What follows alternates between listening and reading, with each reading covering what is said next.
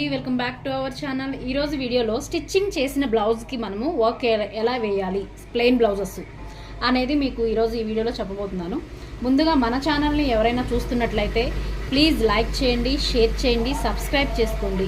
మీరు లైక్ చేయడం వల్ల ఇంకా కొంతమందికి రీచ్ అయ్యే ఛాన్స్ ఉంటుంది, మాకు ఎంకరేజ్మెంట్గా ఉంటుంది. ఇప్పుడు ఈ వీడియో స్టార్ట్ చేద్దాం.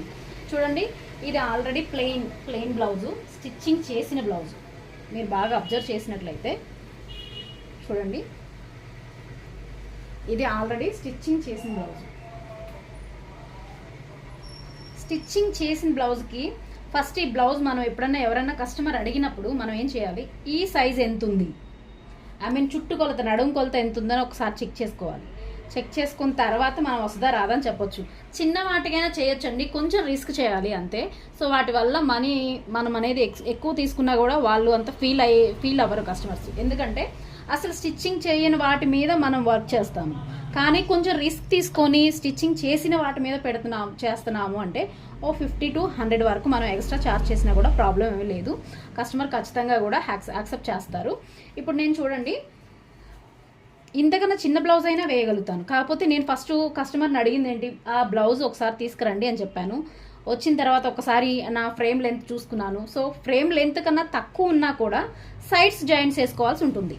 సో నేను ఇప్పుడైతే ఇటు సైడ్స్ జాయింట్స్ వేయలేదండి. చూడండి, కింద పైన ఈ ఫస్ట్ వన్, సెకండ్ వన్, ఈ రెండు మాత్రమే జాయింట్ చేశాను. మిగిలిన లెంత్ అనేది కంప్లీట్గా ఉంది కాబట్టి నేను ఇటు సైడ్స్ అనేది జాయింట్ చేయలేదు. చూడండి, ఇటు సైడ్ కూడా నేను జాయిన్ చేయలేదు. నాకు అనేది మిడిల్ పార్ట్లో రావాలి. ఈ మిడిల్ పార్ట్ ఎక్కడ ఉందని ఒకసారి చూసుకోండి.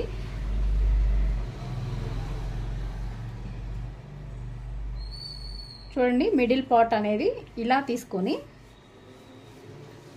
మనం ఇలా స్ట్రైట్గా పెట్టినట్టయితే ఈ స్ట్రైట్నెస్లో నాకు వర్క్ రావాలి. ఈ వర్క్ అని నేను మార్కింగ్ చేసుకుంటాను. జస్ట్ అలా ఒక మార్క్ చేసుకోవాలి.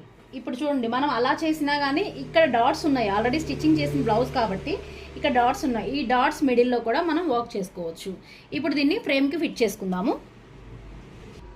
ఇది అసలు ఫ్రేమ్ ఫిట్ చేసేటప్పుడు ఈ 2 హ్యాండ్స్ పైకి రావాలా లేదా ఇది పైకి వెళ్ళాలా అని ఆలోచిస్తున్నారా? ఎప్పుడైనా సరే ఫ్రేమ్ లోపలికి వెళ్ళేది ప్లెయిన్ క్లాత్ వెళ్తేనే ఇదనేది ఈ హ్యాండ్స్ స్టిచ్చింగ్ ఇదంతా కొంచెం మందంగా ఉంటుంది కాబట్టి అవి బయటకు వచ్చే ఛాన్సెస్ ఉంటాయండి. సో అలాంటప్పుడు ఇప్పుడు నేను ఒకసారి చూడండి, బ్లౌజ్ అనేది నేను బ్యాక్ పార్ట్ నుంచి వేస్తున్నాను, కింద నుంచి పైకి వేస్తున్నాను. చూడండి, వర్క్ అనేది నాకు ఇక్కడ రావాలి కాబట్టి నేను ఫ్రేమ్ అనేది ఫిట్టింగ్, ఈ హ్యాండ్స్ అనేది కిందకి రావాలి. ఇలా కిందకు వచ్చేలాగా చూసుకొని ఏదైనా సరే, హ్యాండ్ కానీ, ఫ్రాక్ కానీ, ఒక షర్ట్ కానీ, దానికి ఏదైనా సరే ఇలా మందంగా ఉన్నవన్నీ ఇట్లా సైడ్కి కిందకు వచ్చేటట్లు మనం ఇలా సెట్ చేసుకోవాలి. ఇప్పుడు నేను ఫ్రేమ్ ఫిట్టింగ్ చేసుకుంటున్నాను. ఫ్రేమ్ ఫిట్టింగ్ అనేది ఎలా చేసుకోవాలి ఒకసారి చూడండి. నాకు ఇక్కడ వర్క్ రావాలి కాబట్టి ఇది అనేది కొంచెం మిడిల్ సెంటర్కి వచ్చేటట్లు మనం దీన్ని ఇలా సెట్ చేసుకోవాలి. ఇది కొత్తగా నేర్చుకునే వాళ్ళకి చాలా చాలా యూస్ఫుల్ అవుతుందండి. చూడండి, ఎక్స్ట్రా క్లాత్ ఉంది కదా, ఈ ఎక్స్ట్రా క్లాత్ని కూడా హోల్డ్ చేసేసి ఫ్రేమ్లో ఇలా పెట్టేసేయండి.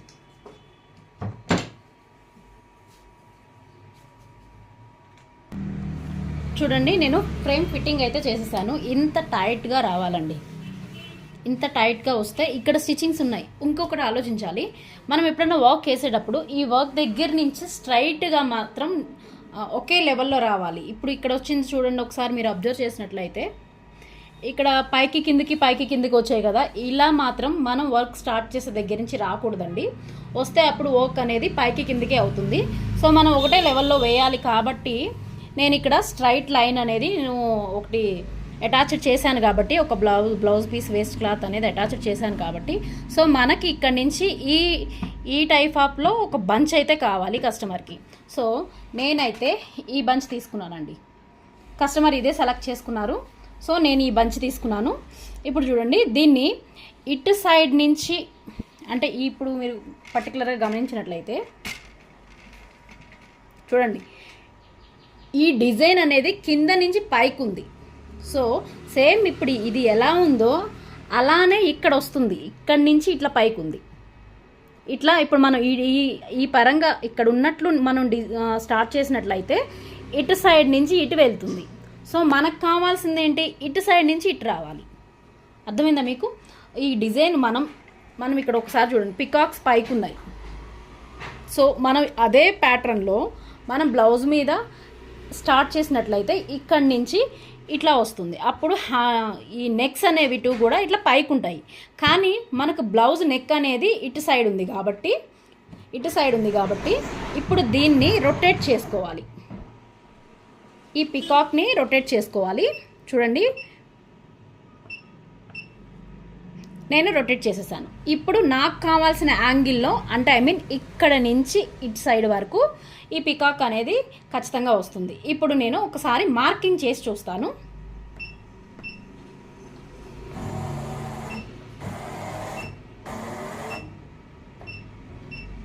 మిడిల్ సెంటర్ అయితే ఇదండి.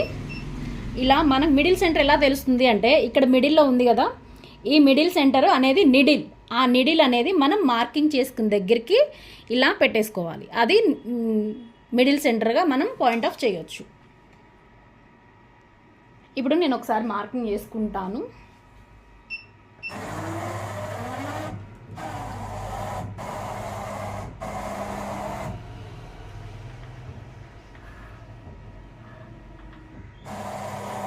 చూడండి, ఇలా ఎగ్జాక్ట్గా మనం మార్కింగ్ చేసుకున్నప్పుడు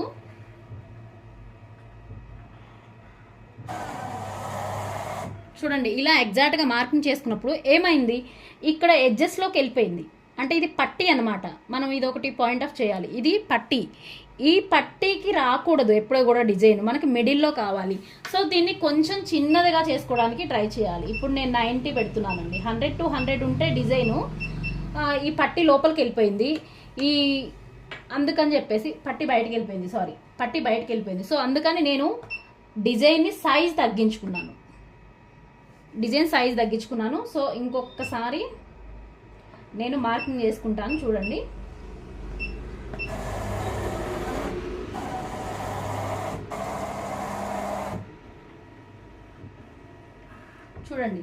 ఎగ్జాక్ట్గా పట్టీ లోపల పక్కనే ఈ డిజైన్ ఉంది.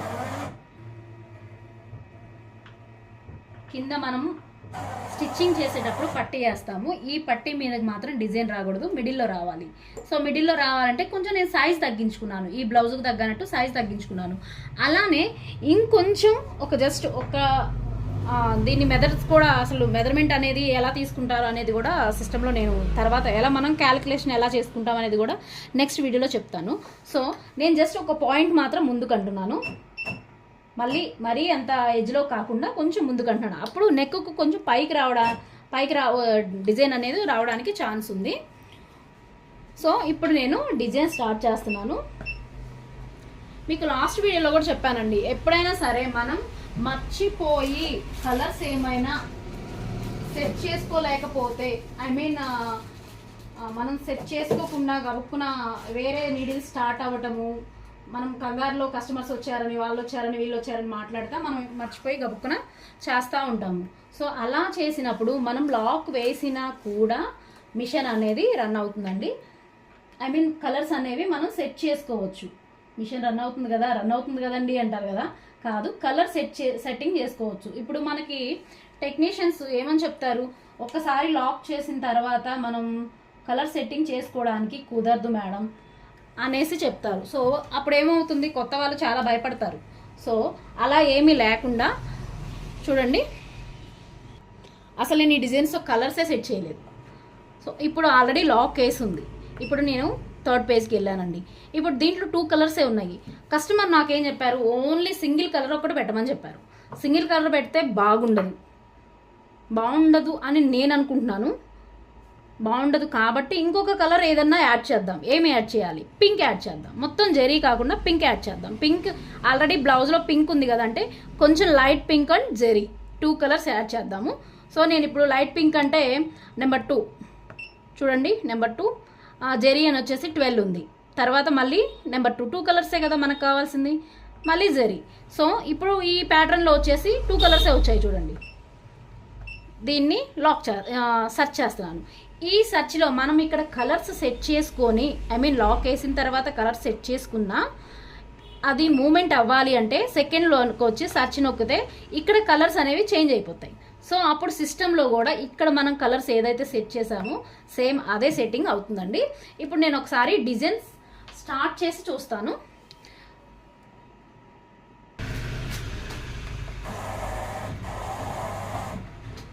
చూడండి డిజైన్ అనేది స్టార్ట్ అవుతుంది. కొద్దిగా లూజ్గా ఉన్నా కూడా వర్క్ వస్తుంది. చూడండి మనం టైట్ చేయగలిగేది ఆల్రెడీ ఇక్కడ స్టిచ్చింగ్ చేసాం కాబట్టి టైట్ చేయగలిగేది దీన్ని మాత్రమే టైట్ చేస్తాము. కొంచెం కొంచెం లూజ్ ఉంటుంది. సో అలాంటి వాటి మీద కూడా మనం వర్క్ చేయొచ్చు. కాకపోతే కొంచెం స్టిచ్చింగ్ చేసినవి కాబట్టి కేర్ఫుల్గా చేయాలండి.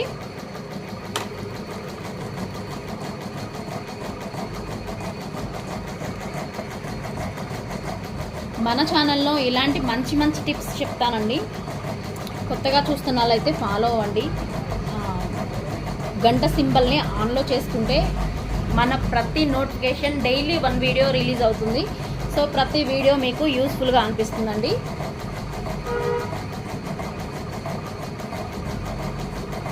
చూడండి ఫ్రేమ్ ఫిట్టింగ్ అనేది ఇంత నీట్గా చేసుకోవాలి. ఇక్కడ నెక్ దగ్గర కొంచెం లోపలికి ఉంటుంది. ఈ స్లీవ్స్ అనేవి కూడా టైట్ చేసుకోవాలి. మనం ఇక్కడ ఒకసారి అబ్జర్వ్ చేసినట్టయితే ఈ స్లీవ్స్ కూడా చాలా టైట్గా చేసుకుంటేనే మనకి లూజ్ అనేది రాదండి.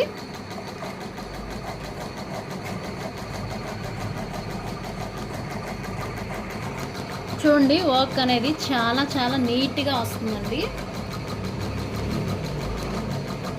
మనం క్లాత్ టైట్ చేసిన దాన్ని బట్టి వర్క్ వస్తుంది. చూడండి చాలా టైట్, ఇక్కడంతా టైట్గా ఉంది కాబట్టి ఇది కరెక్ట్గా మిడిల్ సెంటర్ కాబట్టి ఈ ఫ్లవర్ వచ్చింది. ఇటు సైడ్ ఒక పికాకు, ఇటు సైడ్ ఒక పికాకు వస్తుంది.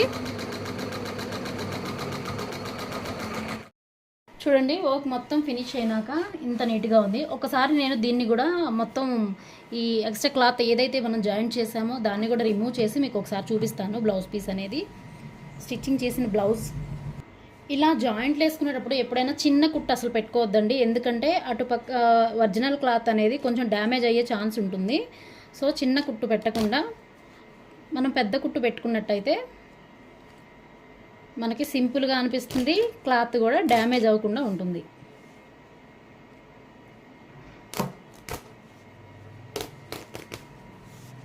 చూడండి ఇలా పెద్ద కుట్టు పెడితే మనకి సింపుల్గా అనిపిస్తుంది. ఇది నెక్స్ట్ది కూడా నేను రిమూవ్ చేస్తాను.